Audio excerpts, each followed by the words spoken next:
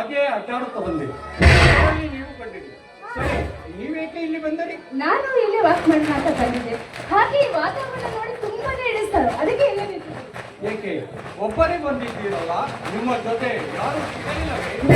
ಅಲ್ಲ, ಯಾಕೆ ನನಗೆ ಯಾರು ಜೊತೆಗಾರರೇ ಇಲ್ಲ. ಹಾಗಾದರೆ ಪ್ರತಿದಿನಲೂ ನಾನು ನಿನ್ನ ಜೊತೆ ಬರಲೇ? ಗಂಡಸರ ಜೊತೆ ನಾನು ವಿಹರಿಸುವುದಿಲ್ಲ. ಇನ್ನು ಮುಂದೆ ಅಭ್ಯಾಸ ಮಾಡಿಕೊಂಡರಾಯಿತು. ನೋಡಿ, ನಿಮ್ಮಿಂದ ನಾನು ಪಾಠ ಕಲಿಬೇಕಾಗಿಲ್ಲ. ದಯವಿಟ್ಟು ಇಲ್ಲಿಂದ ಹೊರಟೋಗಿ.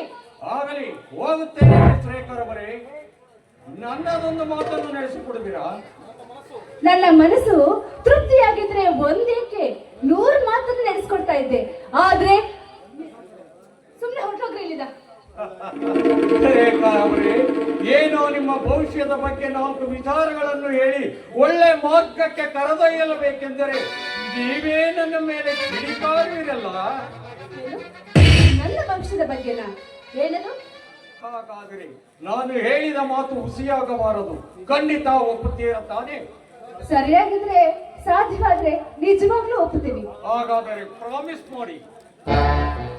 ಗಂಡಸರಿಗೆ ನನ್ನ ಕೈ ಕೊಡೋದಿಲ್ಲ.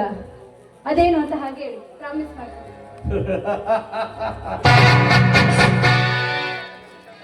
ಗಂಡಸರ ಹಾಗೆ ನನ್ನ ಕೈ ಮೇಲೆ ಬಿದ್ದ ಕೈಯನ್ನು ಬಿಟ್ಟು ಅಭ್ಯಾಸವೂ ನನಗಿಲ್ಲ. ರೇಖಾ ಅವರೇ, ನಿಮ್ಮಂತೆಯೇ ಆಗಲಿ. ಆದರೆ ನಿಮ್ಮ ಮನೆಯಲ್ಲಿ ಚಿಕ್ಕಂದಿನಿಂದಲೂ ಗುಮಾಸ್ತರಾಗಿ ಕೆಲಸ ಮಾಡುತ್ತಾ ಬಂದ, ಆದರೆ ನಿಮ್ಮ ಬಗ್ಗೆ ಯಾವ ರೀತಿಯ ಪ್ರಸ್ತಾವವನ್ನು ಮಾಡಿರುವುದಿಲ್ಲ.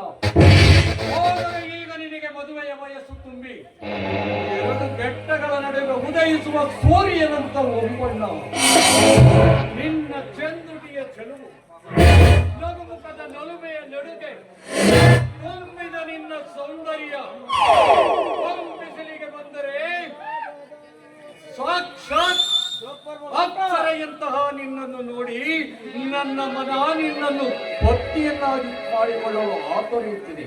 ಇದಕ್ಕೆ ನಿನ್ನ ಒಪ್ಪಿಗೆ ಇದೆ ತಾನೇ? ಕ್ಷಣಕಾಲ ಹೆಣ್ಣಿನ ಸುಖಕ್ಕಾಗಿ ಕವಿರತ್ನ ಕಾಳಿದಾಸನಾಗಿ ಹೊಗಳೋದನ್ನ ಬಿಟ್ಟು ಕವಿತೆಯನ್ನಾದ್ರೂ ಬರೆಯಿರಿ.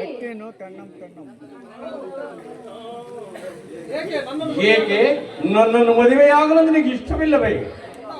ಪ್ರತಾಪ್, ನಿನ್ನನ್ನು ಮದುವೆ ಮಾಡಿಕೊಂಡು ನನ್ನ ಜೀವನವನ್ನ ಹಾಳು ಮಾಡಿಕೊಳ್ಳುವ ಹೆಣ್ಣು ನಾನಲ್ಲ. ಅದು ಅಲ್ಲದೆ ನೀನು ನಮ್ಮ ಮನೆಯ ಆಳು. ರೇಖಾ, ನಾನು ನಿನ್ನ ಮನೆಯ ಹಾಳುವುದು, ಹಾಗೆಯೇ ನಿನ್ನ ಮನೆಯನ್ನು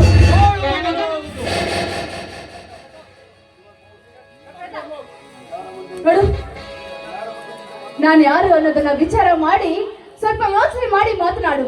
ನಾನು ಯಾರು, ನಮ್ಮಣ್ಣ ಯಾರು, ನಮ್ಮ ಮನೆತನ ಎಂತದ್ದು, ಅದು ಅಲ್ಲದೆ ನಿನ್ನ ಪರಿಸ್ಥಿತಿ ಏನು ಅಂತ ತಿಳಿದುಕೊಂಡು ಮಾತಾಡು.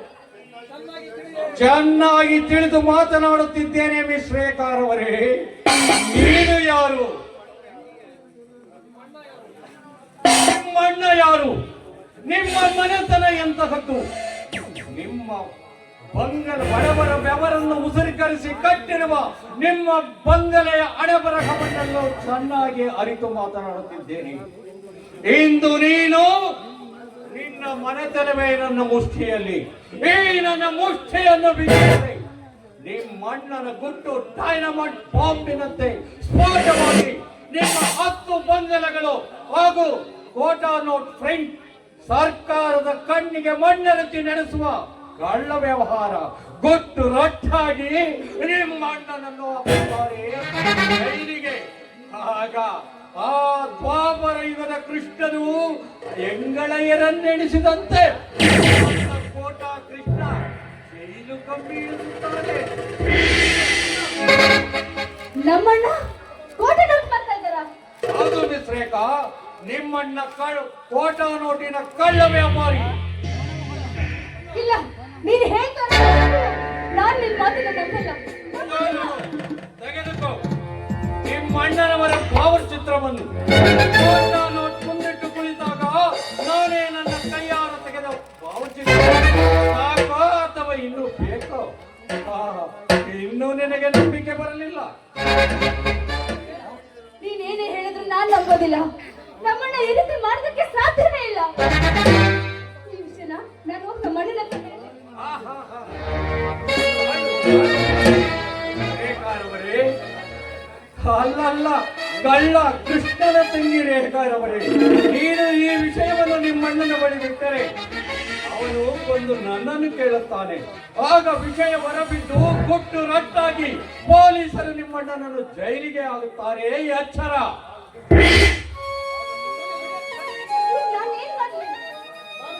ನಾನು ಹೇಳಿದ ಹಾಗೆ ಕೇಳಬೇಕು. ಸರಿ ಆಯ್ತು, ನೀನು ಹೇಳಿದಂತೆ ಕೇಳ್ತೀನಿ.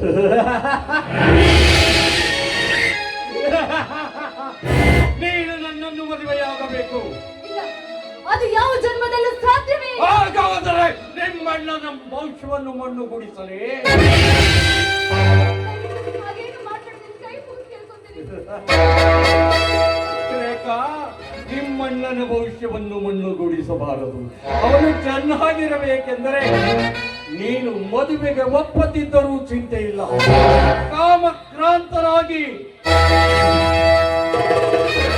ನಿನ್ನ ಸೌಂದರ್ಯದ ಸಿಡಿಲು ನನ್ನ ಮನಸ್ಸಿಗೆ ಬಡಿದು ಬಿಟ್ಟಿದೆ. ಮದುವೆಯಾಗದಿದ್ದರೂ ಚಿಂತೆ ಇಲ್ಲ. ನಿನ್ನ ಒಮ್ಮಣ್ಣನ ದೇಹದಿಂದ ಒಂದೇ ಒಂದು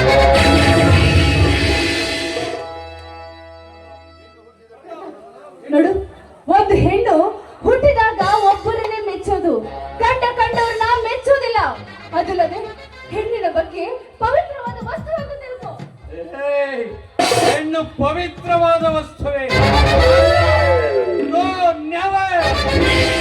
ಹೆಣ್ಣು ಅಪವಿತ್ರ ಅಧರ್ಮ ಅಲಿಯ ವಸ್ತು. ಹೆಣ್ಣುಗಳು ನೀನೊಬ್ಬಳು ಪವಿತ್ರವಾಗಿರುವೆ ಎಂದು ತಿಳಿದು ನನ್ನೆದುರು ನಡೆಸುತ್ತಿರುವ ನಾಟಕ. ರೇಖಾ, ಹೆಣ್ಣು ಪರಪುರುಷರಿಗೆ ಸರಗಾಸಿ ಪರಪುರುಷರಿಂದ ಅಡಪಡೆದು ತಮ್ಮ ಜೀವನ ಸಾಗಿಸಲು ರಾಜ್ಯಗೀಲಲ್ಲಿ ಸೂಳೆಯರಾಗಿ ಹಲವಾರು ರೋಗಗ್ರಸ್ತ ಗಂಡಸರಿಗೆ ಸರಗಾಸಿ ಹಲವಾರು ರೋಗಗಳನ್ನಿಟ್ಟಿಸಿಕೊಂಡು ಹಲವಾರು ಪುರುಷನನ್ನು ರೋಗದಲ್ಲಿ ನರಳುವಂತೆ ಮಾಡುವ ಹೆಣ್ಣು ಪವಿತ್ರವಾದದ್ದೇ, ಪವಿತ್ರವಾದದ್ದಲ್ಲ. ಹೆಣ್ಣು ಹಲವಾರು ರೋಗಗಳಿಂದ ಮಾಡಿದ ಮಾಂಸದ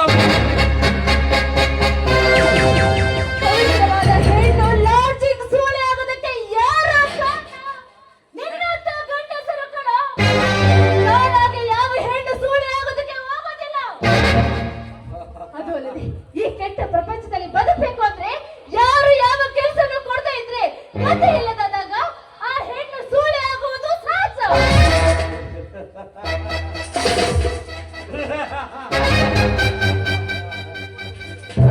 ಹಾಡು ಪುರಾಣ ಕೇಳಿಕೊಂಡು ನಿಂತನಲ್ಲ. ಕುದಿಯುತ್ತಿರುವ ಕಾಮದ ಸುಖ. ಕಮಾನ್ ರೇಖಾ, ಕಮಾನ್.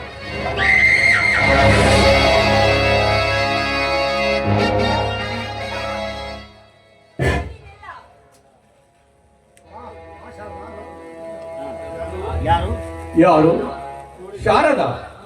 ನೋಡಿ ಶಾರದಾ, ಇವಳೇ ನನ್ನನ್ನು ಕಾಮಕ್ರೀಡೆಗೆ ಕರೆದು ನೀವು ಬರುವುದನ್ನು ಕಂಡು ಚೀರಿದಳು. ಅಪ್ಪ, ಎಂತಹ ಅದ್ಭುತ ನಟನೆ ಮಾಡುತ್ತಾಳೆ ಇವಳು.